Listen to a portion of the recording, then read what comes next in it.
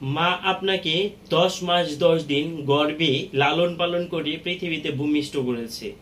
বাবা আপনাকে তার কঠোর পরিশ্রমের মাধ্যমে একটা সফলতার জায়গায় পৌঁছে দিয়েছে বা আপনাকে মানুষ করেছে।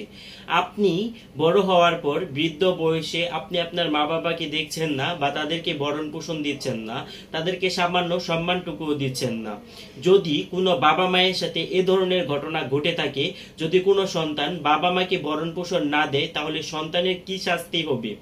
আমাদের সমাজে বাবা মা সন্তানের লালন পালন, শিক্ষা ও বড় করার জন্য সারা জীবন ত্যাগ করে এবং স্বীকার করে, কিন্তু বয়স বাড়লে অনেক সময় বাবা মা সন্তানদের অবহেলার, নির্যাতন কিংবা ভরণ পোষণ না পাওয়ার শিকার হন।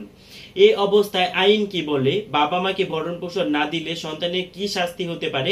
আজকের আলোচনায় থাকছে সেই বিষয়টি। আইনগত ভিত্তি হিসেবে আমরা যদি বলি, বাংলাদেশ পিতামাতা ভরণ পোষণ আইন 2013 প্রণয়ন করা হয়েছে, যাতে স্পষ্ট বলা হয়েছে যে প্রত্যেক প্রাপ্তবয়স্ক সন্তান তার অসহায় বা উপার্জনে অক্ষম বাবা মায়ের ভরণ পোষণ দিতে বাধ্য থাকবে। যদি কোনো সন্তান ভরণ পোষণ না দেয়, তবে বাবা মা আইনগতভাবে আদালতে শরণাপন্ন হতে পারবেন। ভরণ পোষণের সংজ্ঞা হিসেবে আমরা সাধারণত জানি খাদ্য, বস্ত্র, চিকিৎসা, বাসস্থান, দৈনন্দিন প্রয়োজনীয় চাহিদাগুলি। এক্ষেত্রে সন্তানের দায়িত্ব থাকে। এই দায়িত্বগুলো আসলে আমাদের নিজেদের বিবেকের কাছে যদি আমরা প্রশ্ন করি, তাহলে সাধারণত আমরা এই উত্তরগুলো পাবো। এর জন্য আসলে আমাদেরকে কোর্ট কাছারি করার কোনো দরকারই পড়ে না। ছেলে বা মেয়ে সকল প্রাপ্তবয়স্ক সন্তানের সমান দায়িত্ব রয়েছে।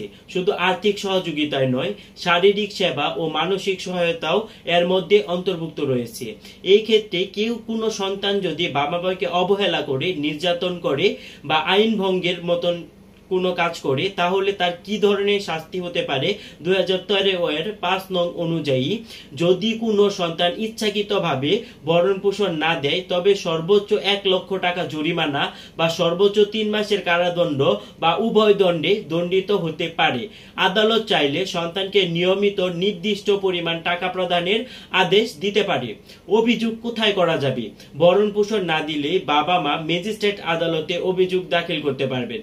প্রয়োজনে স্থানীয় থানায় সাধারণ একটি ডায়েরি দায়ের করতে পারবেন। সমাজসেবা অধিদপ্তর থেকেও সহায়তা নেওয়া সম্ভব।